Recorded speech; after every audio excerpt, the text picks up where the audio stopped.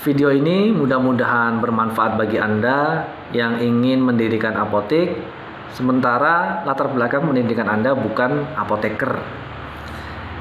Untuk mendirikan apotek sekarang ini ada dua macam pendiri apotek. Yang pertama adalah seorang apoteker. Nah, seorang apoteker ini bisa langsung mendirikan apotek dengan profesi apotekernya. Nah, yang kedua, selain apoteker, ada lagi yang namanya badan hukum. Badan hukum ini bisa mendirikan suatu apotek. Jenis badan hukum ada beberapa, ada yayasan, ada PT, dan lain-lain. Nah, untuk cerita kali ini, karena berdasarkan pengalaman saya, maka kita gunakan PT ya. Kemarin saya menggunakan PT untuk mendirikan apotek.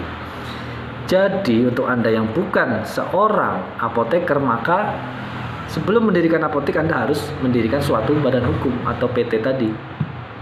Nah, setelah PT itu terbentuk, berdiri, maka Anda perlu mencari seorang apoteker untuk diajak kerjasama, di mana nanti kerjasama tersebut akan dituangkan dalam suatu perjanjian kerjasama di hadapan notaris gitu.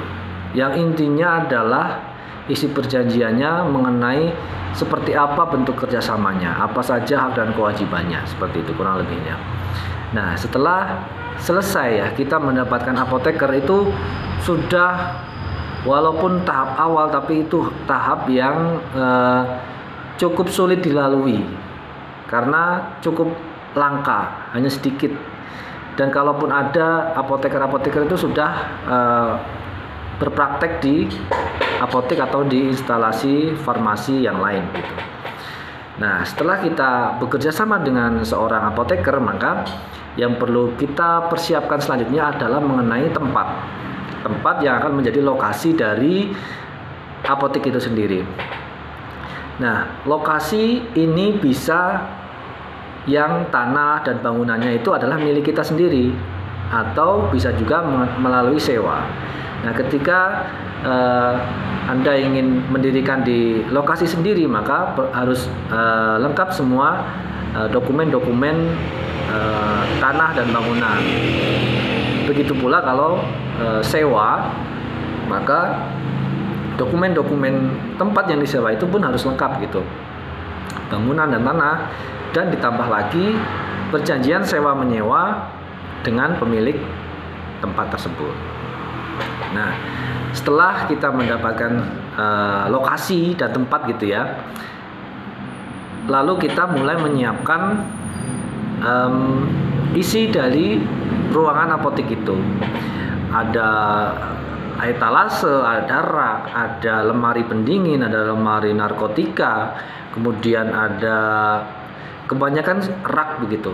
Rak yang memang perlu ada, yang mendominasi di situ adalah rak untuk tempat obat-obat. Nah, yang selanjutnya adalah mulai menyiapkan mengenai isi barang-barangnya, dalam hal ini obat, alat kesehatan, dan lain-lain. Itu juga cukup banyak memakan biaya. Sebagian besar modal kita akan terserap ke situ, karena cukup banyak juga obat yang kecil-kecil tapi harganya mahal gitu. Jadi kadang-kadang kita kalau order obat, belanja obat itu hanya satu kardus kecil saja itu sudah harganya jutaan gitu. Nah, jadi proses menentukan lokasi dan membelanjakan untuk barang dan untuk perabot begitu ya, furniture dan sebagainya, itu berjalan sembari Anda dan apoteker Anda mengurus perizinannya di Dinas Kesehatan dan Dinas DPM PTSP. Nah, jadi nanti dari Dinas Kesehatan akan melakukan visitasi untuk mengecek kelayakan dan standarisasi dari kelengkapan apotek Anda gitu. Oh ya, sebelum visitasi, ada tahapan yang harus dilalui, yaitu selain barang dan perabotan, maka Anda juga harus mencari sumber daya manusia begitu.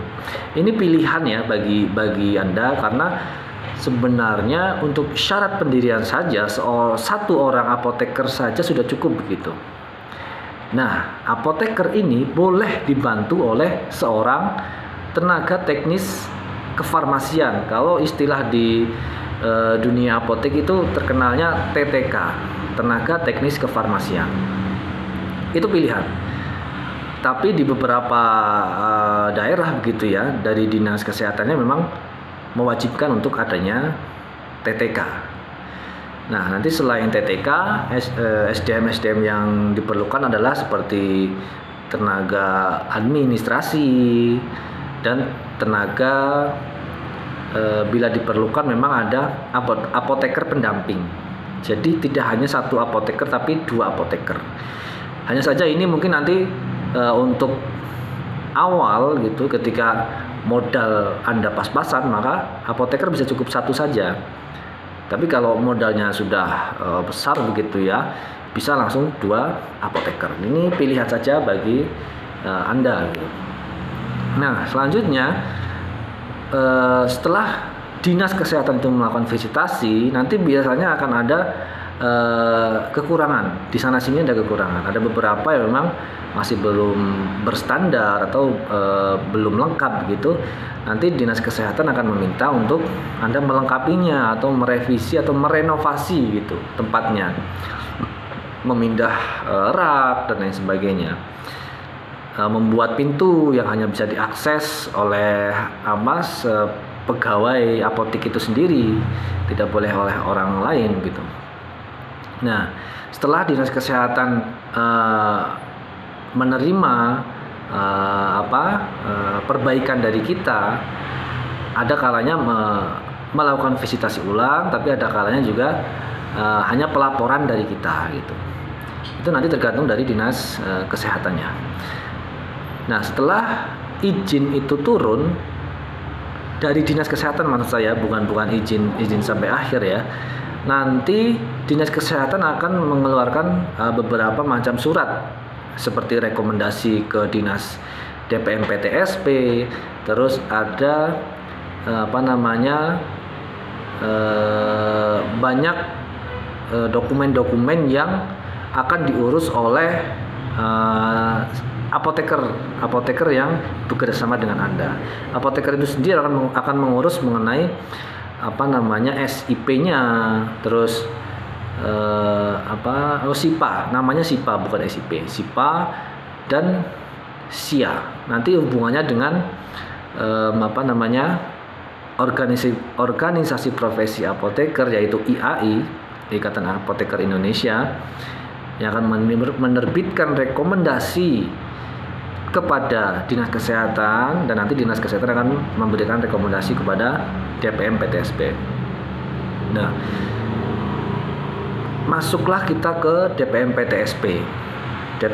DPM PTSP itu sistemnya online ya. Jadi ada website namanya OSS, Online Single Submission.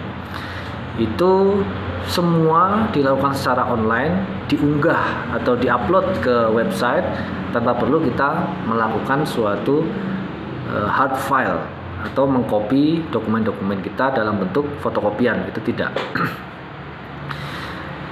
Nah, nanti di dinas penanaman modal dan pelayanan terpadu satu pintu itu kita akan diminta mengupload syarat-syarat yang sudah kita siapkan, yang sudah kita dapat dari dinas kesehatan, dan berkas-berkas lain terkait lingkungan, terkait bangunan, SDM, dan salah satunya adalah semacam bisnis plan atau proposal mengenai apotek secara keseluruhan itu seperti apa gitu.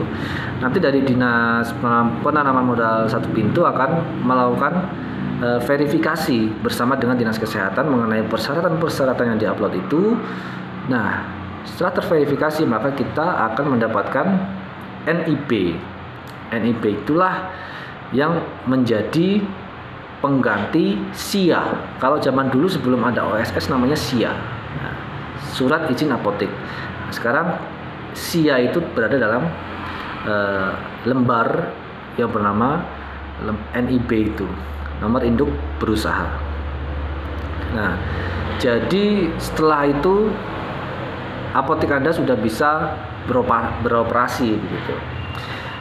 Itu video singkat dari saya, semoga bermanfaat. Assalamualaikum warahmatullahi wabarakatuh.